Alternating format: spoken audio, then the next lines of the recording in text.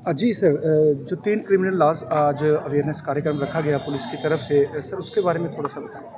जी, जैसा कि ये यूनियन गवर्नमेंट ऑफ इंडिया की डायरेक्शंस थी कि जो भी नई क्रिमिनल लॉज़ लाए गए हैं, इनके बारे में नोक एंड कॉर्नर में अक्रॉस द कंट्री अवेयरनेस लोगों को दी जाए और उसी रिगार्डिंग ये आज प्रोग्राम कंडक्ट किया गया और जिसमें हमने इस जो भी नए क्रिमिनल लॉज़ थे उनमें जो भी चेंजेस हुई हैं उन पे बात की और क्या ज़रूरत थी इनमें चेंजेस लाने की उस पे भी बात की और उम्मीद करते हैं इस प्रोग्राम का आज लोगों को फ़ायदा हुआ होगा। जो भी एम्प्लॉइज़ और सिविल सोसाइटी ऑर्गेनाइजेशन के लोग आज यहाँ पे थे, इन सबको इन नई लॉज़ के बारे में जानकारी मिली। तो सर पहले होता था कि हम देखते थे कि महिलाएं जो टॉर्चर का इल्ज़ाम लगाती थी पुरुषों पर या अपने पति पर, लेकिन सर बहुत सारे केस झूठे भी हुआ करते थे। क्या उसके लिए कोई लॉ बना है कि जैसे पुरुष जो टॉर्चर हुआ हो और महिलाओं ने झूठा केस जो दर्ज कराया हो अपने पति पर, इस तरह के केस?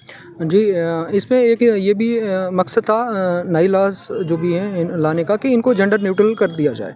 जैसे एक सेक्शन पहले भी हुआ करती थी outraging the modesty of woman, उसमें पहले ये होता था कि सिर्फ अगर मेल ही उसमें अक्यूज़ हो सकता है। अभी कोई फीमेल भी हो सकती है अगर किसी दूसरी वुमन का कोई ऐसा करती है जिससे उसकी मॉडेस्टी को आउटरेज किया जाता है तो उसमें वो भी वुमन को भी अक्यूज़ड ठहराया जा सकता है। तो एक तो इनको जेंडर न्यूट्रल कर दिया जाएगा। बाकी दूसरी ये बात है कि इनको स्ट्रक्चरल कर दिया गया है। जैसे अगर बात करें पहले आईपीसी में कोई भी मतलब जो वुमेन्स के रिलेटेड या चिल्ड्रंस के रिलेटेड स्कैटर्ड लॉज थे। अब क्या कि चैप्टर 5 जो है बीएनएस का वो offences against woman and child की बात करता है। तो एक ईज़ हो जाती है कि उनके जो अलग एक ही जगह वो चीज़ें दी गई हैं, समझने में भी मदद होती है और नई भी जो सेक्शंस ऐड की गई हैं। जैसे मैंने बात की सेक्शन 69 जो है बीएनएस की है, डिसीटफुल मीन्स का यूज़ करना या फॉल्स प्रॉमिस से किसी वुमन के साथ सेक्सुअल इंटरकोर्स करना, उस अक्यूज़्ड को 10 साल तक की सज़ा मिल सकती है। तो इन नई चीज़ों को ऐड किया गया है। चिल्ड्रन के रिलेटेड जैसे मैंने सेक्शन 95 बीएनएस की बात की, हायरिंग एम्प्लॉइंग और engaging any child to commit an offence, तो उसमें भी जो बंदा ऐसा इस केस में इन्वॉल्व होता है तो उसको भी 10 साल तक की सज़ा हो सकती है। तो काफ़ी अच्छी चीज़ें हैं जो ऐड की गई हैं, जो टाइम के साथ ऐड होनी चाहिए थी और उम्मीद करते हैं कि ये अवेयरनेस जो भी लोगों के मंग दी गई है इसका फ़ायदा लॉन्ग टर्म के लिए। सर एक मर्डर में जैसे कि आजीवन कारावास और फांसी का प्रावधान था, तो उसमें क्या आजीवन कारावास क्यों दिया जाता है और फांसी कब दी जाती है, ये बताइए? जी, मोस्टली हमारी कंट्री में भी डेथ सेंटेंस को फॉलो किया जाता है और जो भी सुप्रीम कोर्ट की डिफरेंट जजमेंट्स हैं इसको लेकर, जैसे जिसमें बताया गया कि जो डेथ सेंटेंस में rarest of the rare cases में यूज़ की जाएगी और वही इन नई लॉज में भी है कि हीनियस क्राइम्स जो भी हैं उनमें डेथ सेंटेंस का प्रावधान। जुवेनाइल लॉज में भी कुछ चेंजेस हुई?